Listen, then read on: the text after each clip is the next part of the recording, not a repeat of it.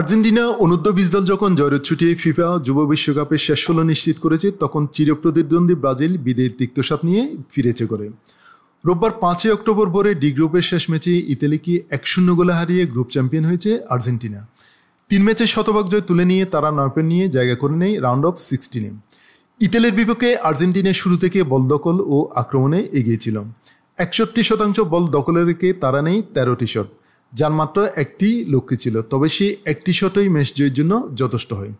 ৭৪তম মিনিটে আন্দ্রাদার পাস থেকে defender Dylan Thomas গ্যারোসিত গোলটি করেন। অন্যদিকে ব্রাজিলের জন্য দিনটি ছিল বাঁচা মরার লড়াইয়ের। প্রথম ২ ম্যাচে মেক্সিকোর সঙ্গে ড্র এবং মরক্কোর বিপক্ষে হারের পর স্পেনের বিপক্ষে জয়ই ছিল শেষ ১৬তে যাওয়ার একমাত্র পথ। তবে লড়াকু পারফরমেন্স করেও গোল দেখা পায়নি সেলেসাওরা। ৮ম মিনিটে জোয়াও ক্রুজের ভলি পোস্টে লেগে বাইরে চলে যায়। একাধিক আক্রমণ করেও স্পেনের গোলরক্ষক ফ্রাঙ্ক গঞ্জালেসকে পরাস্ত করতে ব্যর্থ হয় ব্রাজিল। ৪৭তম মিনিটে ইকের ব্রাভোর একমাত্র গোলে ম্যাচ জিতে নেয় স্পেন। পাওলো গার্সিয়ার পাস ধরে ব্রাজিলের রক্ষণ ও গোলরক্ষককে পরাস্ত করে গোলটি করেন তিনি।